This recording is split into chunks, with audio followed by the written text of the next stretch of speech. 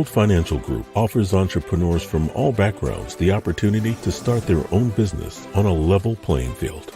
Dr. Jana Woodhouse, receiving the WCM Wall Street Pioneer Award by the United Black Wall Street of America, Inc., is one of those entrepreneurs. I see WFG and TFA as a place where African Americans with an entrepreneurial mindset can flourish. And the bonus, we help families and serve the communities across the country. To learn more about us, go to worldfinancialgroup.com. We are the sons and daughters of the soul. We are resilient and forever forward thinking. We ask for nothing else than the opportunity to live and to create the lives that we were meant to live. We want nothing but an equal chance at options and possibilities. The same possibilities and options to live out our potential as our fellow man. We want to be heard, understood, and expressive in our reality. We are the future. We are the creative. We are here.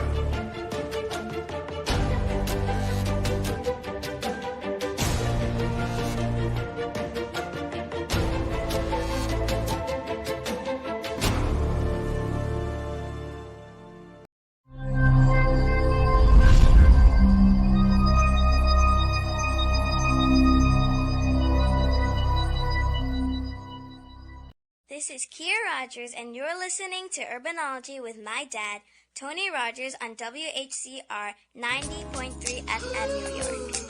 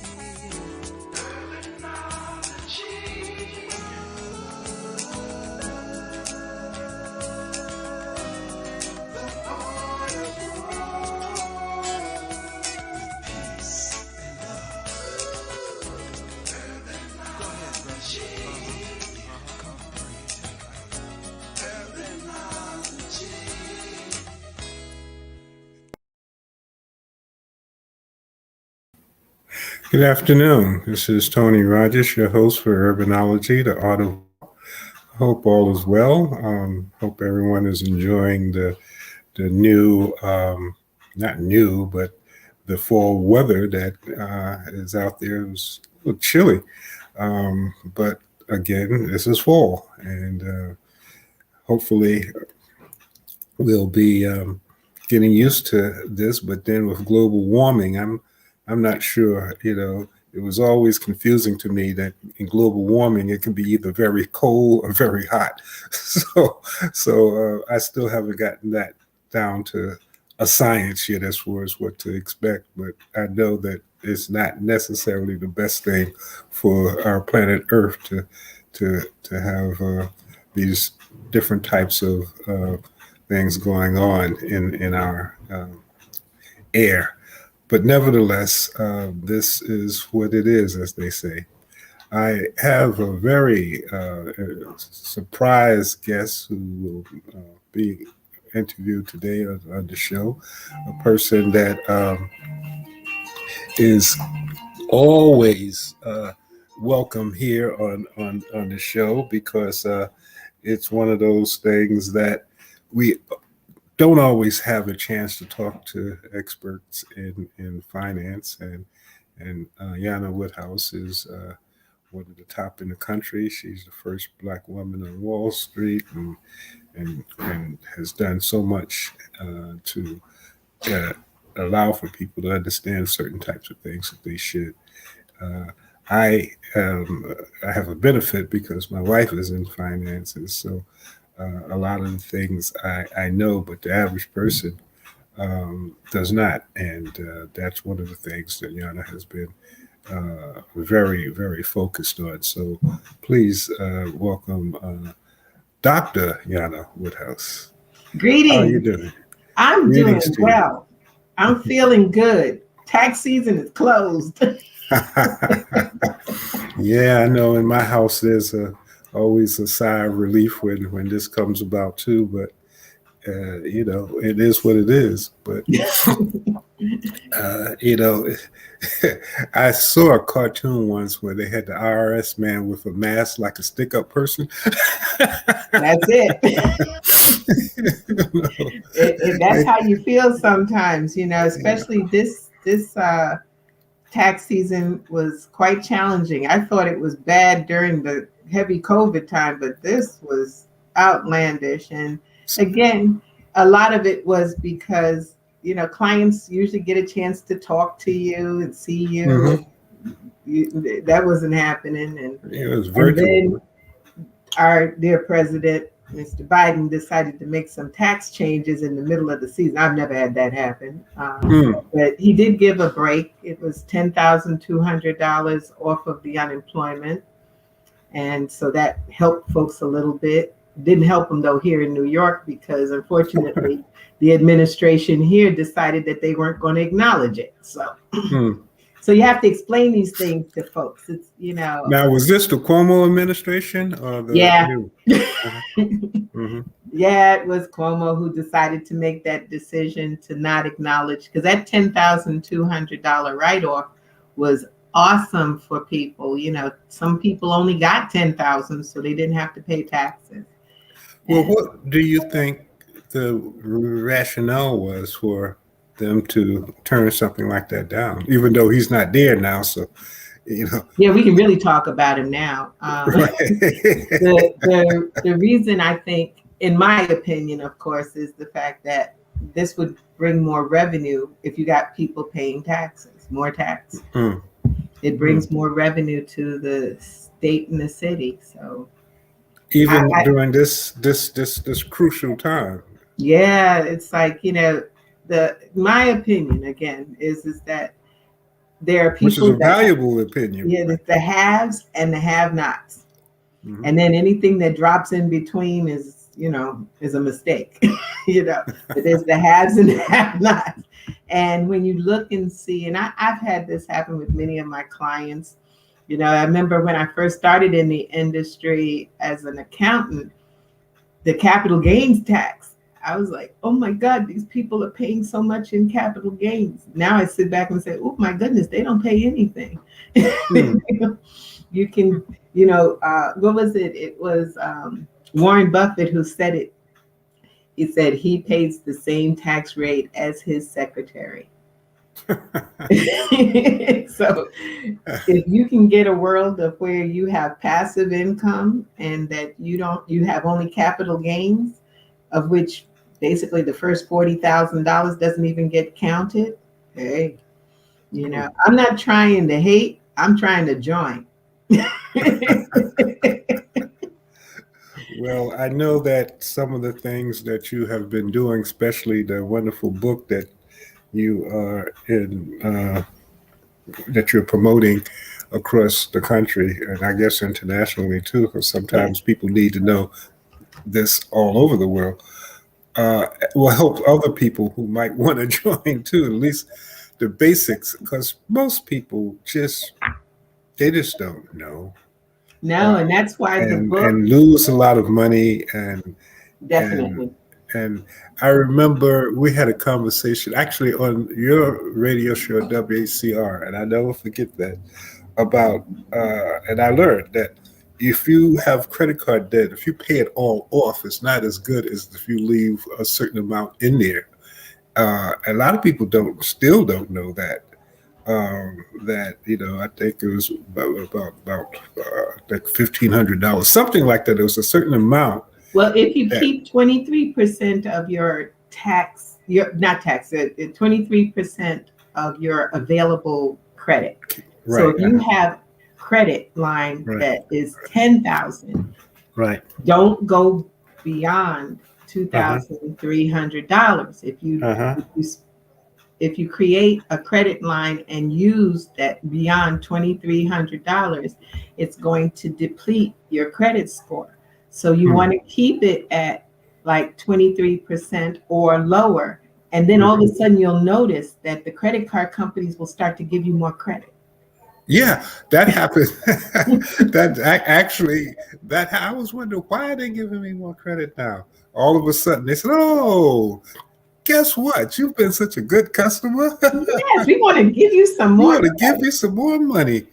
And You that's know, where people make the mistake, because they'll say, "Oh, I don't have any debt," and I'm like, nobody cares about you, because if no one's loaning you money, they don't want to loan you either. But those are the things that are extremely important, especially now. Um, I was talking to a number of people, especially in real estate uh, owners, and they're saying that, you know, there's some crazy things that are happening as far as uh, now that the whole issue is lifted, as far as, the landlord, the The the moratorium. moratorium is over. Some landlords are back up until August to say, hey, from August until now, you got to pay me back. I was giving you half off, but it's over. So I need that other half back. Yeah. It's And not a that's pretty rough. situation. I'm talking to folks again. This is truly a seller's market, not a buyer's market. The interest rate is low. The interest rate is phenomenal. It's like 2%. You can make a loan for your property to get a piece of property. The downfall is that the prices on these homes are astronomical. Mm. They got 6 digits up there, Mm. 3 and 4 times. It's just like, you got to borrow a lot of money to have, but you have the potential for growth. Mm. It's a good time for people to, hopefully, if they put their money away, put their coins away and plan. My whole thing is you've got to have a plan. And many people, they fail to plan because they don't have a plan, Right. and afraid to talk to anybody. That's why I tell folks, we do a free financial analysis for you, and we work with you and get you through those hard times.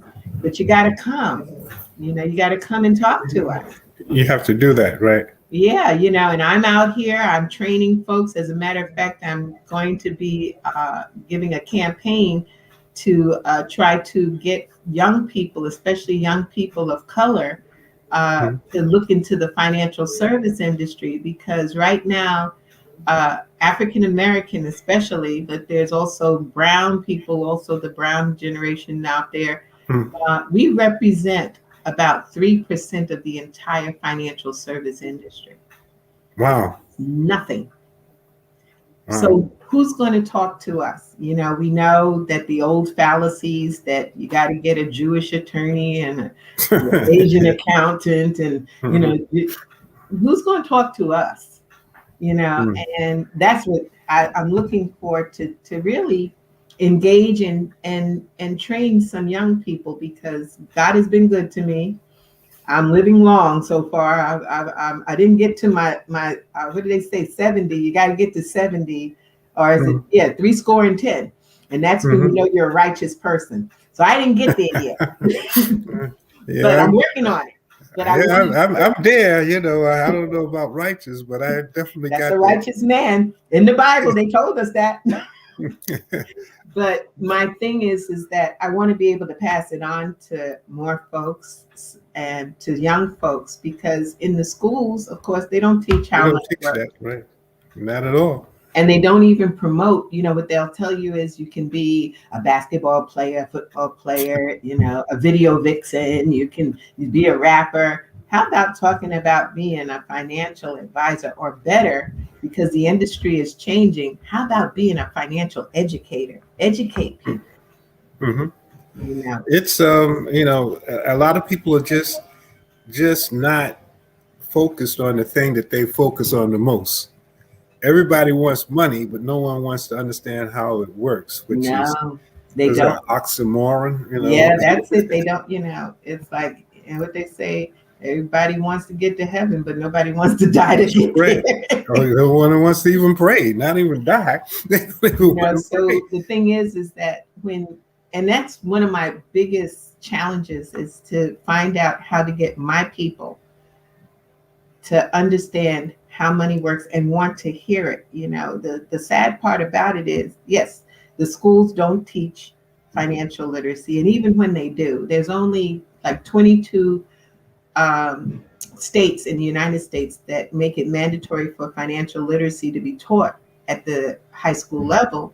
But when they teach it, they teach you how to balance a checkbook. I got a question. How many people out there got a checkbook? Balance that credit card, right? That's it.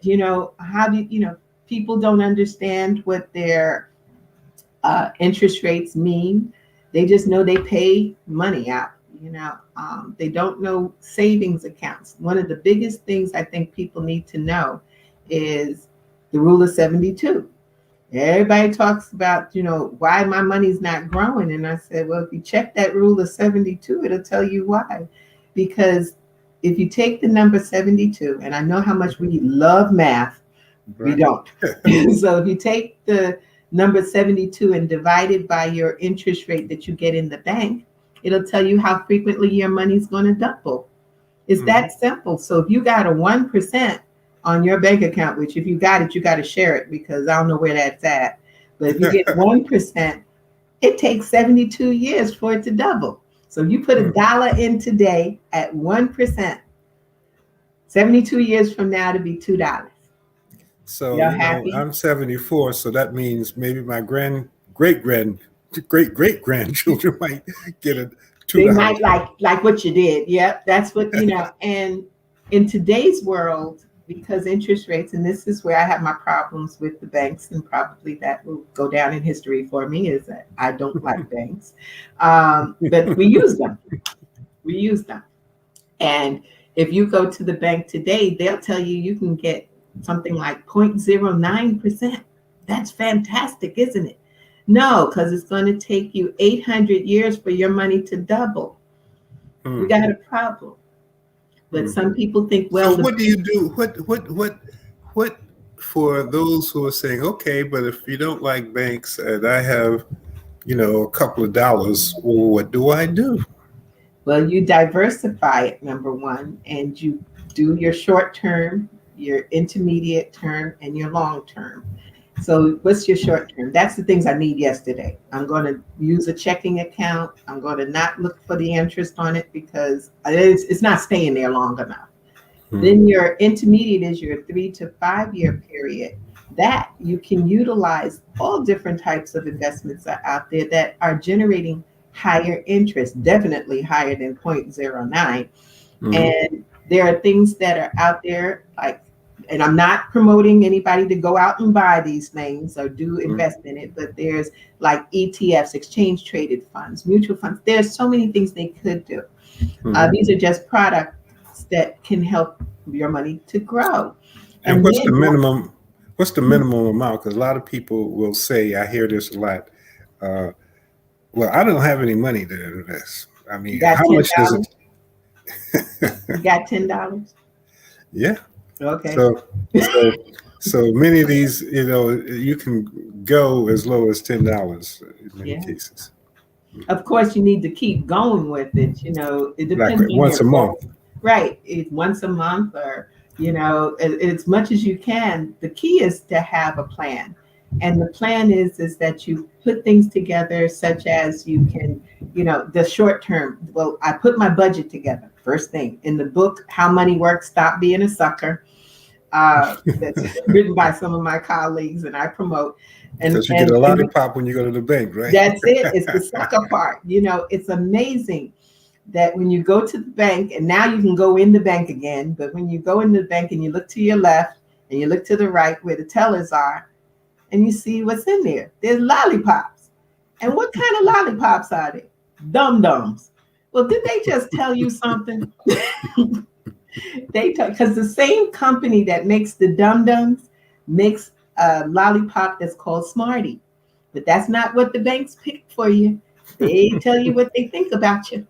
Dum-Dums, and I challenge anyone because the banks really do this. Is that go to the bank, and if you're blessed enough to have $10,000, go in that bank with that $10,000 and deposit it, and come back in an hour and say, I think I want my $10,000 back. I got something else to do. They're not going to give you a $10,000 in cash. They're going to give you a bank check because your money just went off into somebody's house in a mortgage for some high interest. It went into some credit cards that were at 15, 20%. They got it moving, but they're using your money. And whenever I tell this story, I'm waiting for everybody to be so angry, but they're not. They say, but it's safe. So, what if you have a business? Mm-hmm. You know, you have a business. You have to have a bank account. You have to put money in to open up your bank account.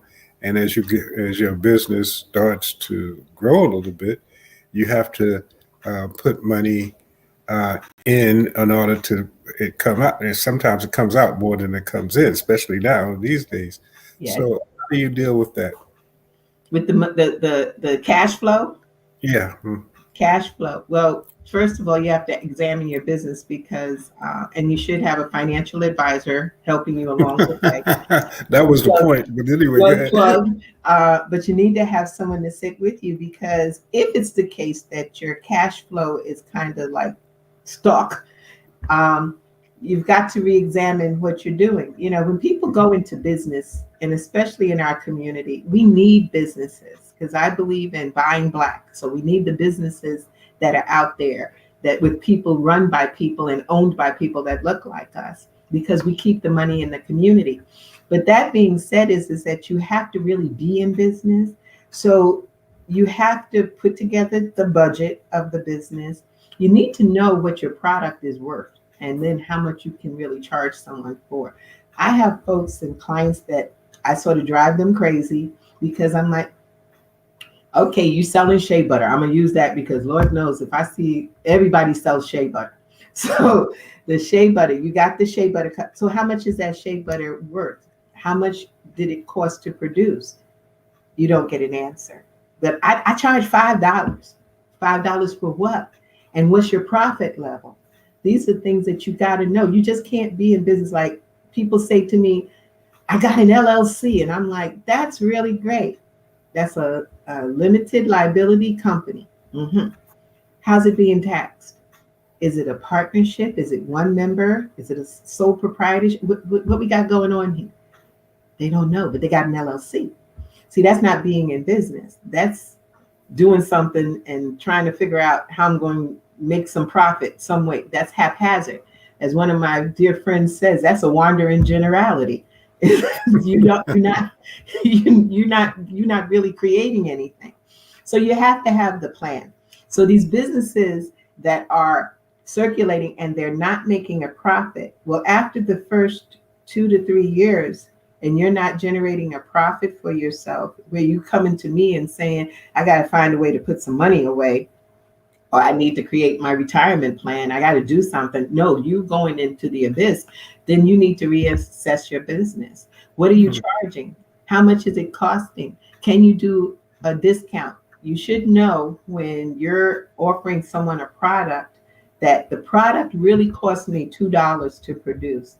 I charge $10. So if someone really banters me and needs a discount, I know I can go down $5, $6 and I'm still making a profit. Mm-hmm. That's the kind of business you got to be in. So yes, you do need a bank account. You need to register your business.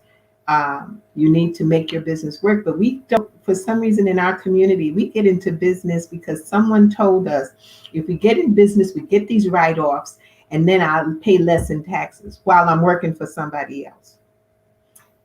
That's wrong. What you need to be in business is you're in business to make a profit. You're in business to be financially free. I've said this a million times, but it's true. My dad told me, he who writes the check is free. We've got to pay some people. And how do you pay people? You know, everybody talks about our dear friend LeBron James, and he got that contract. That first time he got that contract, like $83 million. And everybody was like, wow, I don't want to be LeBron James. I want to be the person who wrote his check. 'Cause I wrote, if I'm giving you 83 million, how much do I'm making a lot more, right? and I'm not running up and down the court nor messing up my body, Mm-hmm. So it's being in business and understanding the aspects of business. And I'm going to be doing a few shows on that also for my show on Access Wealth Nation Mm-hmm. on Soul City. And let people know how to tune into that. Yes, it's on Soul City Network and it's at 6 p.m. on Thursdays.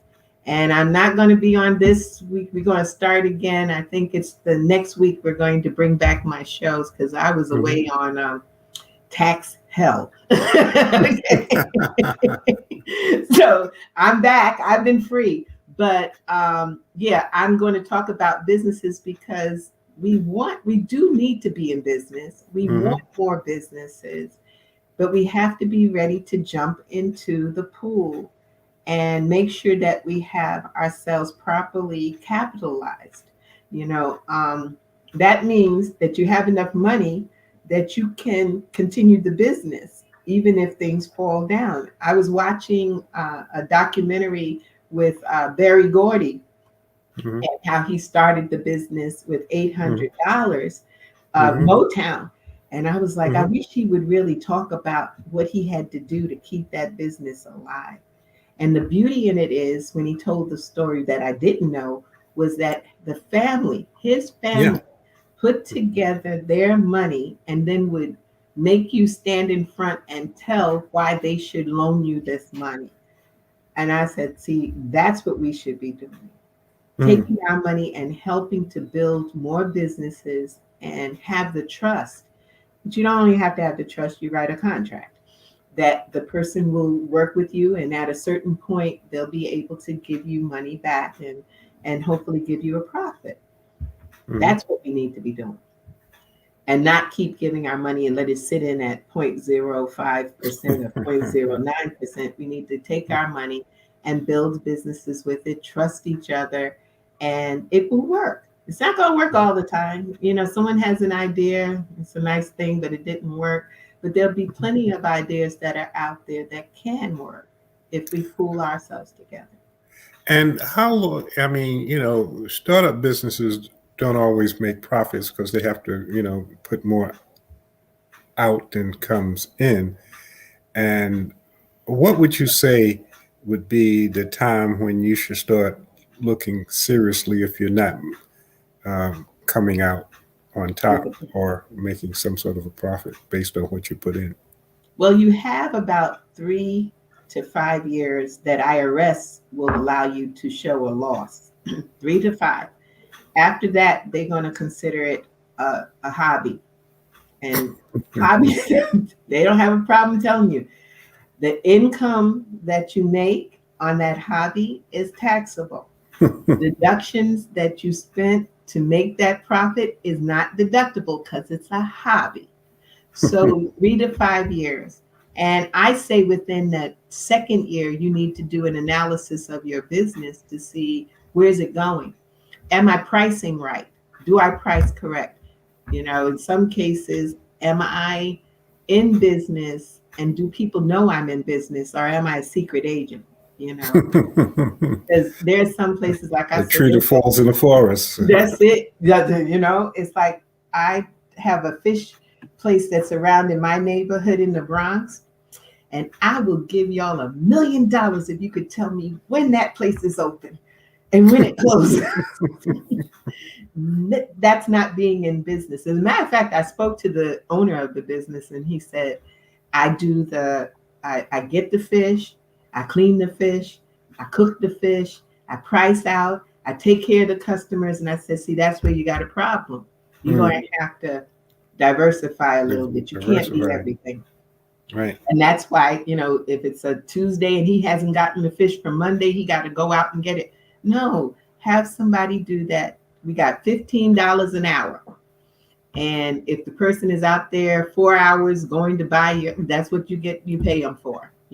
There's ways around this to be in business, So my answer is that we have to really have a business mindset. But when you have gotten to that point that it looks like it's not going to work, Before you give up the ship, sit with a financial advisor, a business advisor, a lawyer, sit with somebody who knows how to put a business together and have them analyze what's going on. Mhm. You should be able to get that done for no more than maybe $400.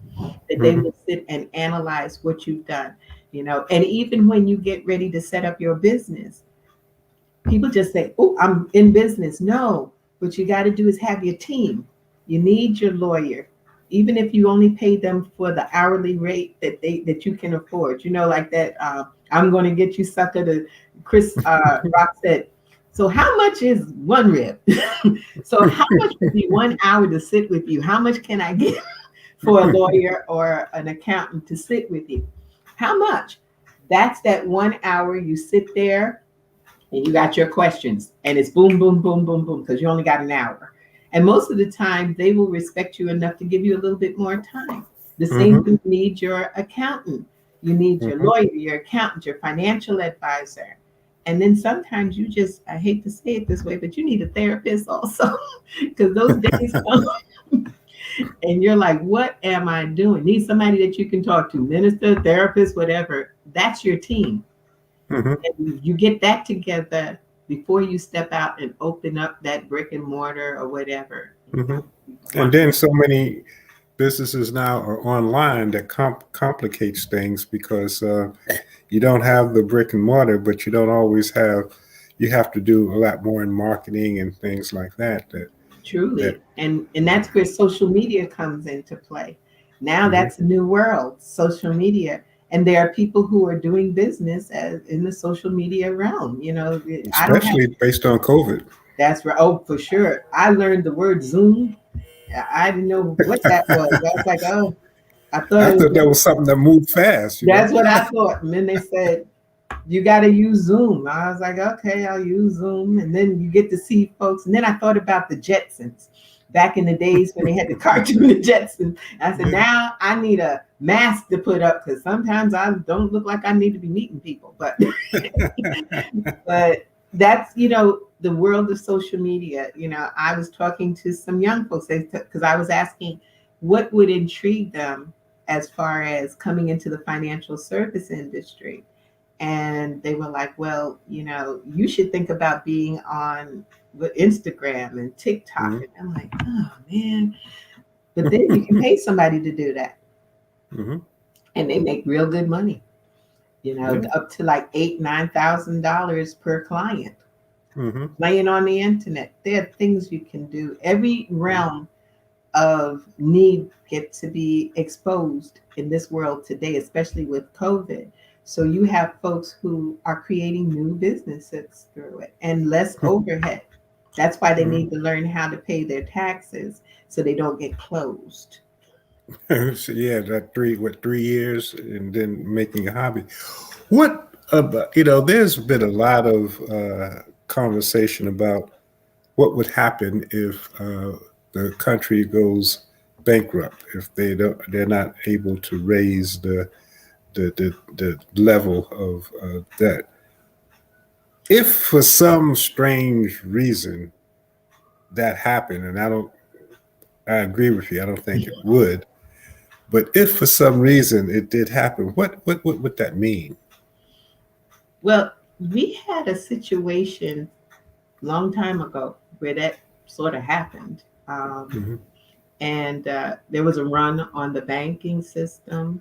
Hmm. Uh, the value of bonds went through the floor. It just, the world People changed. started jumping out windows and stuff. Yeah, that happened too. Mhm. Yeah, because they lost everything. That's why I say I don't think it would really happen. The only time that I've seen a bank get closed was Freedom National Bank when it was a black-owned bank, Mm. and they closed it in Harlem and gave a whopping 25 cents per dollar. That was the only time that I've seen that happen. There's ways of protecting the economy, but you can't get these votes on other issues if you don't hold something hostage. And so, as far as individuals are concerned, our people, John Q. Public, as they call it, they're not even concerned or watching what's going on.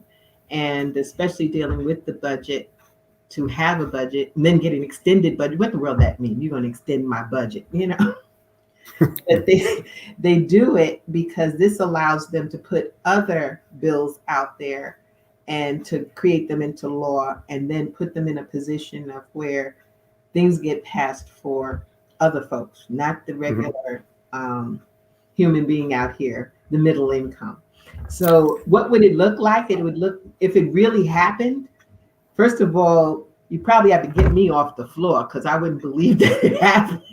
But number two would be that the value of our dollar would basically, which is already in the toilet. I don't know where else it's going to go. So fiat money, as they say, right? Yeah, it's not real. It's not real.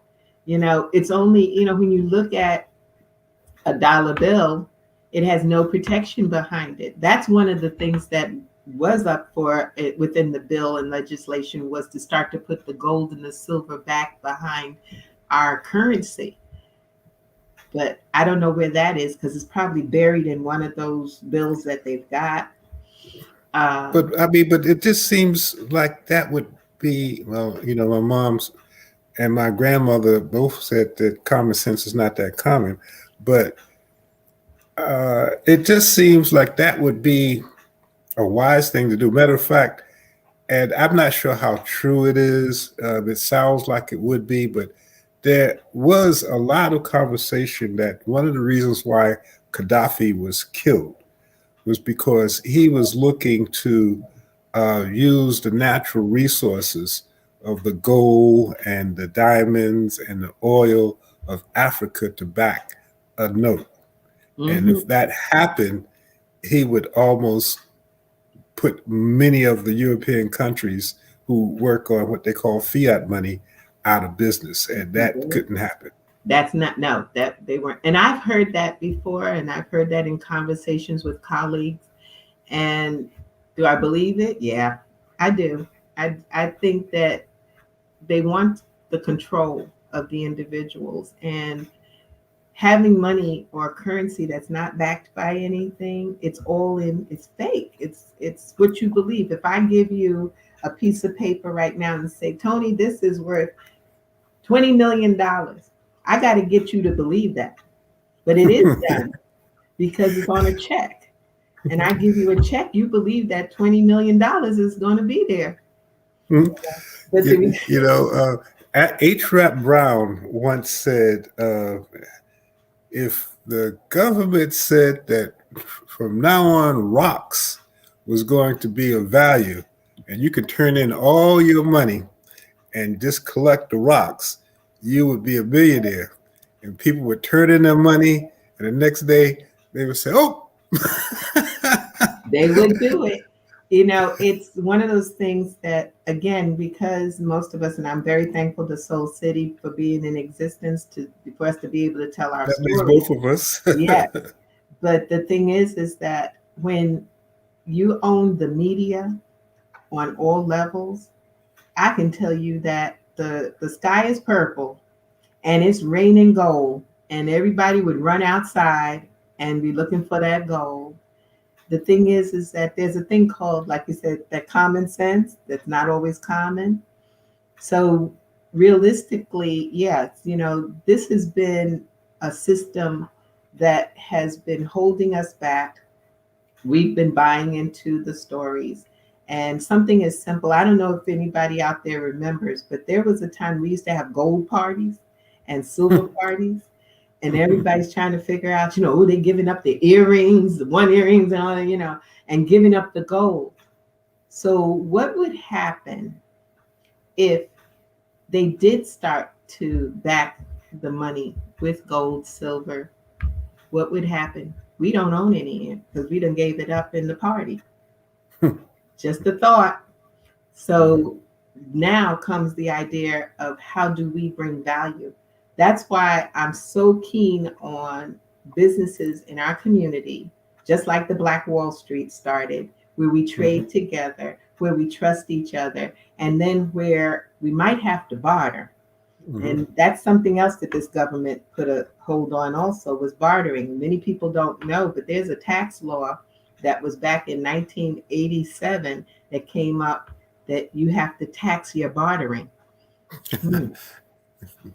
But they haven't implemented it. They haven't, enforced it, but it's there. Why?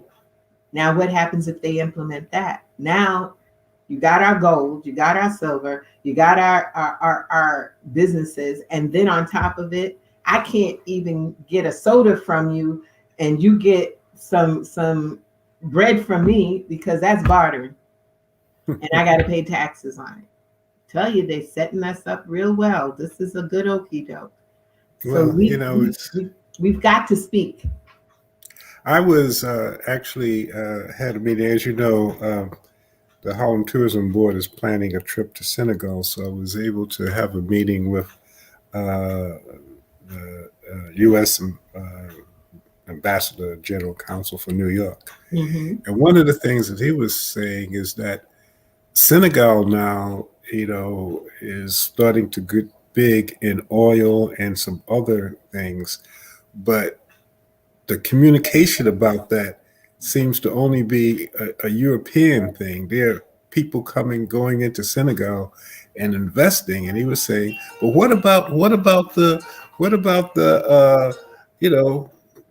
people? They're black people who have money, and how do they find out that we're doing this now? And he says, I have to take people, who want to invest, but I'm not taking a lot of black people."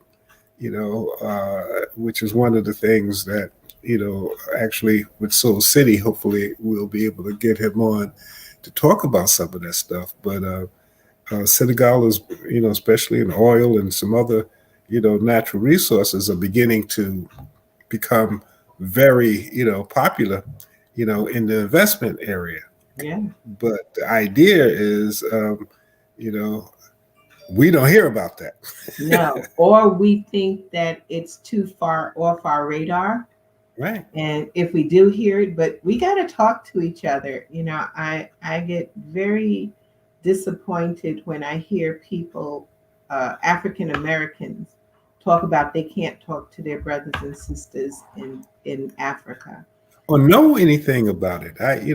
Even with this trip, I kind of tell this story because I don't give names, but someone who is knowledgeable about stuff, who told me I would go, but I just want to be by a beach when I spend my money to go on vacation. And I said, "Will you check some of the most beautiful in Dakar, where we're going? There's some beautiful beaches." And the comment is that, "Yeah, but do they got crocodiles in them?" I mean, people, that's the mindset. Oh, that is so sad.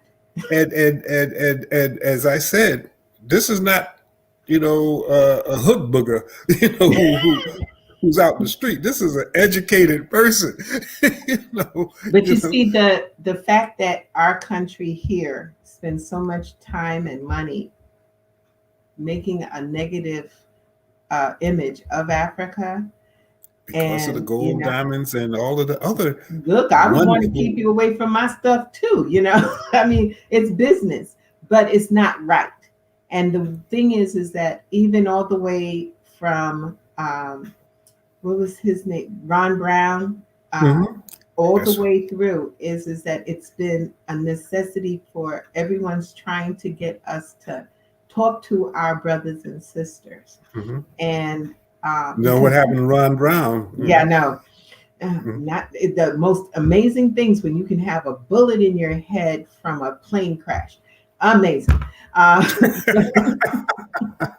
But that's what the problem is. And then our brothers and sisters from Africa, when they get here, they're told to stay away from us. That's true. I have had so many of my brothers and sisters, say to me, I was told not to go to Harlem, because I would get murdered. Yeah. And so I said, well, I'm going to take you to Harlem. I'm going to take you there. And I said, I got you covered. I got you covered. There's nothing going to happen to you because I know nothing's going to happen. And that just happened. We had a delegation, and Matt McCoy, Soul City TV, was part of that. And people came for the first time to Harlem, and they said, "You walk around? You can walk around at night." I said, "Yeah, we want to walk. It's night. Can we walk around at night?" And they were so amazed that they could do that.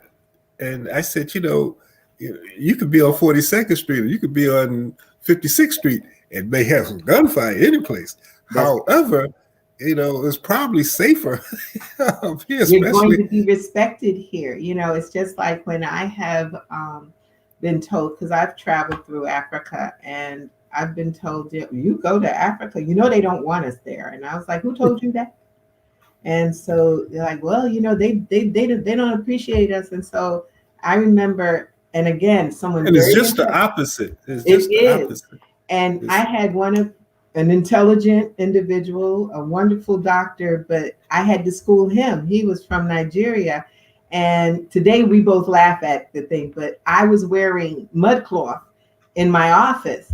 And he was like, why you wear that?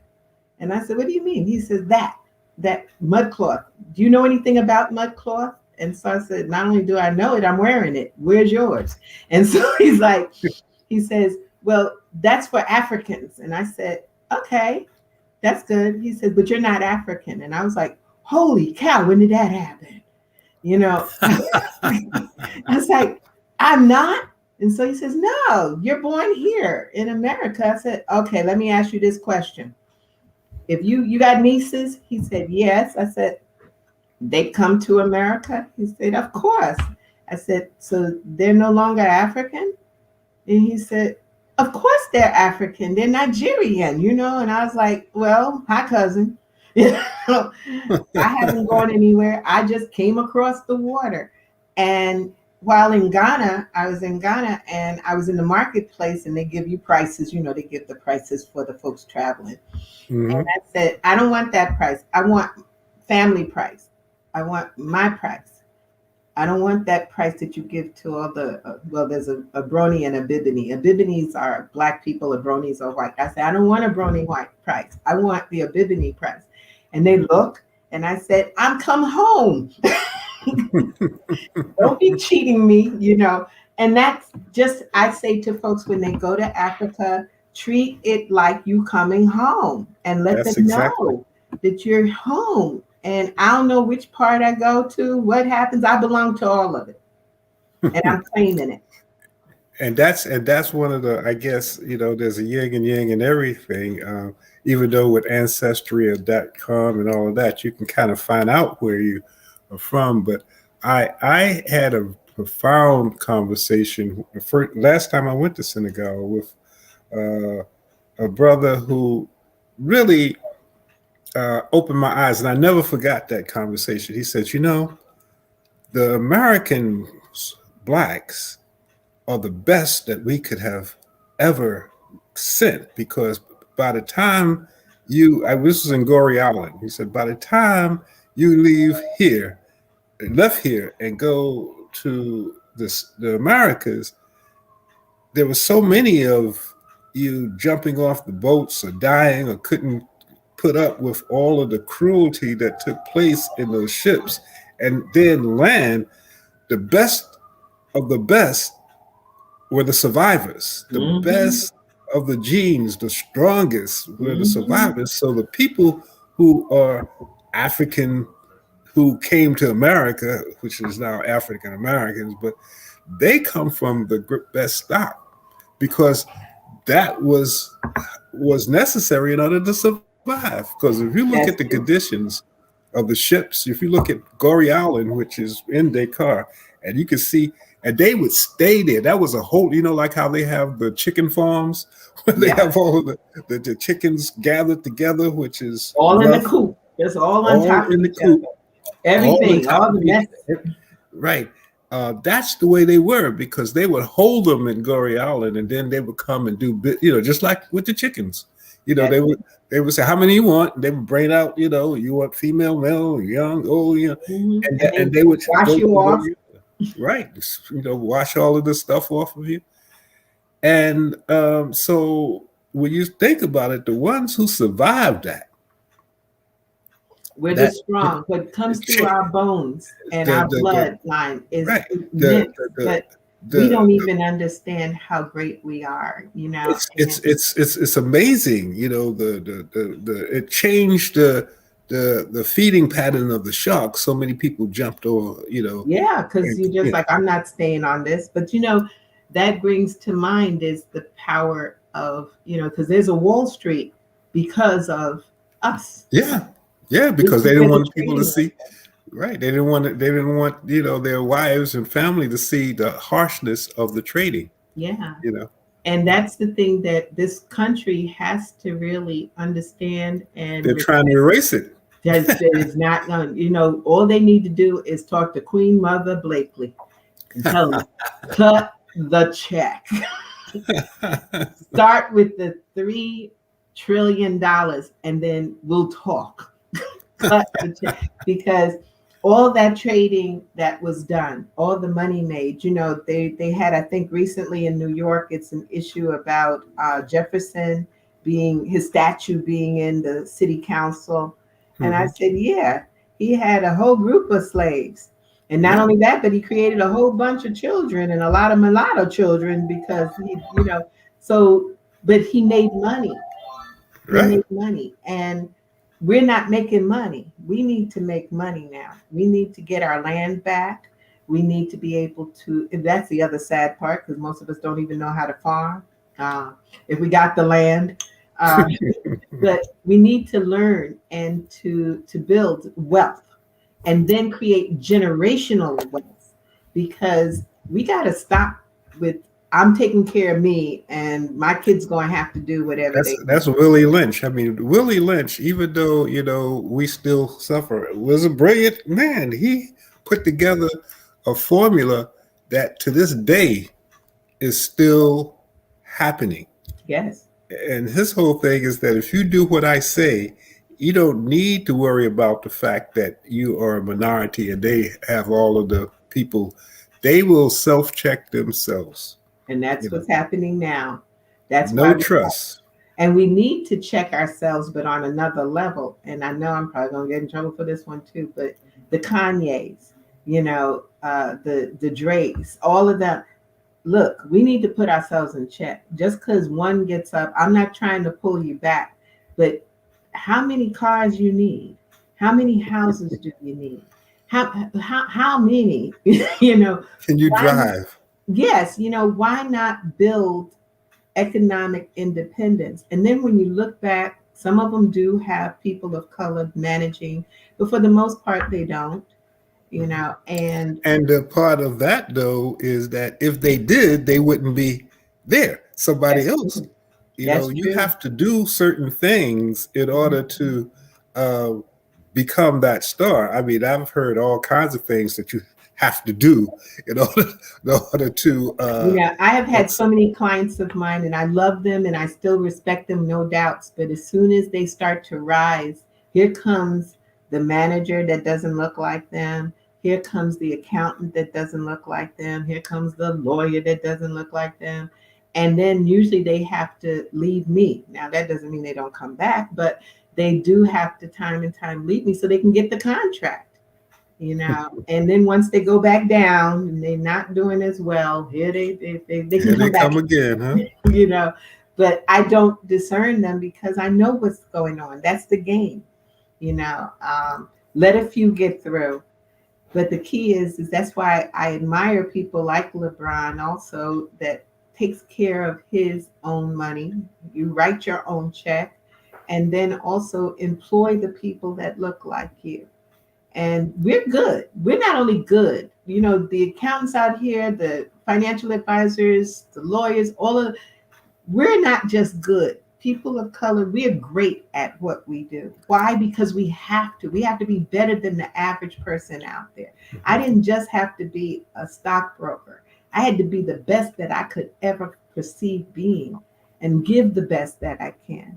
And that's why some of my colleagues and myself were putting together to bring forth the economic conference, not just, that wonk stuff, doing, putting people to action and building millionaires. That's what we're focused on, to make a difference in our community because we're worth it. We have the money. We just put it in the wrong places. Tell us about the award that you received in Tulsa and some of the things that they're asking you to do uh, as it relates to the Black Wall Street Oh, that concept. is such an honor. They say all the time that, you receive honors in your life. And I have, if you come to my office, I got plenty of awards. But the most prided award I have is the Wall Street Pioneer Award. It's when your own people, when you come home and your people say, job well done.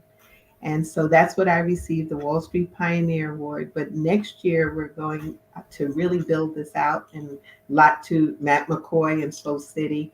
We're going back to rebuild the Black Wall Streets. As you heard me say, Wall Streets, because there were plenty. There was about 27 that I have identified where we, because of segregation, didn't just stop. We said, fine, you don't want me in your store. I don't need you in my store. I in your store. I don't need to go to your store. I'm going to build Or my school. I don't need to go to your school because you're not going to teach me right anyway. Mm-hmm. I'm going to have my own. And they built it, 600 different businesses in one area. That's powerful. So I'm looking forward because I've been asked, especially by Queen Mother Blakely, to be in charge of our money that's coming, because I know it's coming.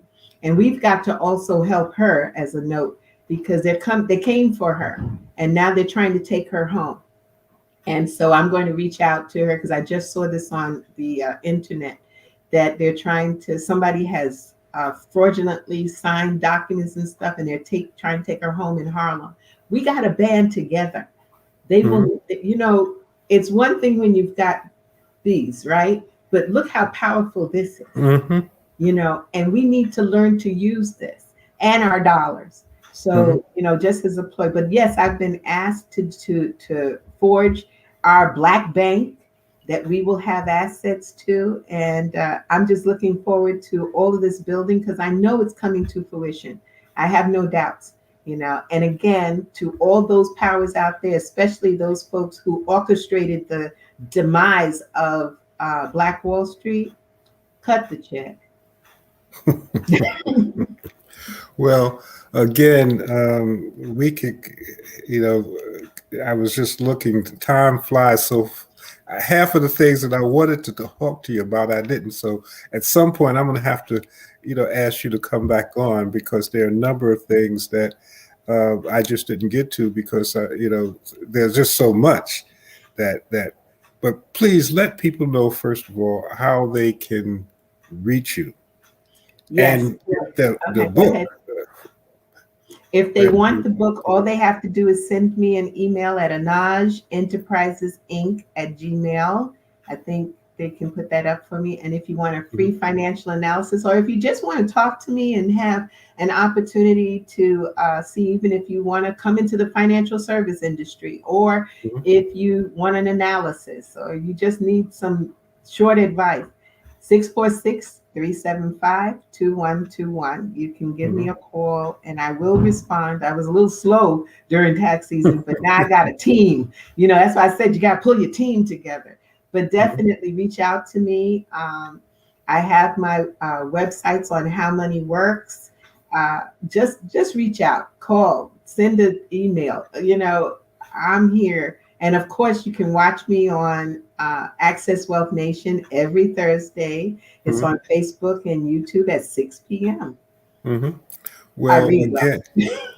again, well, again, I appreciate you coming on. There's so much information that we all need, and it's just been a pleasure. And we will have you. We have to have you back, I'd be Jana, so honored. because there's just so much that's happening. And for the listeners I also, just a quick commercial, the Harlem Tourism Board will be at Lundell's tomorrow to have a network event to talk about some of the things that are coming up. And I'll add to that. If you really want to talk to me, be there because I'm going to be there. oh well, you know that you're brave too. You got, but yeah, that we will have people like Yana and Matt McCoy and a number of other people who we just want to touch bases with now that things have opened up somewhat again, and really to support Lundell. Lundell is a wonderful man and has done a lot for the community, and hopefully you guys can come to Lundell's on tomorrow. And if you need any information, you can just reach me at 646-329-6727 or the Harlem Tourism Board at gmail.com. And thank you so much. Thank you, Matt McCoy, Thank you. for providing this forum for us. And Yana, you are, a gem, Oh, thank you so much, Tony. Thank you. I'm just happy to be in your orbit. Brother, I appreciate you. Thank you for letting me spend some time with you. And anytime you need me, just call. Okay, just as long as it's not taxis, right? Yeah. Well, next year it's going to be different. Yeah, I'll be more free. I hope so. Hopefully we all will be. But hopefully we'll be able to get them people to write the check, right? The check. Take care. Be good, and I'll see you tomorrow. Yes. All right. And for those who are listening, again, Lundell's 139th Street and in Harlem, on Frederick Douglass Boulevard. Please stop by if you can. We'll talk a little bit about our trip to Senegal. We'll talk a little bit about some of the things that are coming up, give you some updates on what's happening with the tourism board. And you'll be able to meet a lot of people who you probably haven't seen in about a year, except for on virtual reality, which is something that is a new phase to old term. But again, Tony Rogers, I'll see you next week, and hopefully you have a good rest of your day, and hopefully you can stop by tomorrow. Take care. Bye. This is Kia Rogers, and you're listening to Urbanology with my dad, Tony Rogers, on WHCR 90.3 FM New York.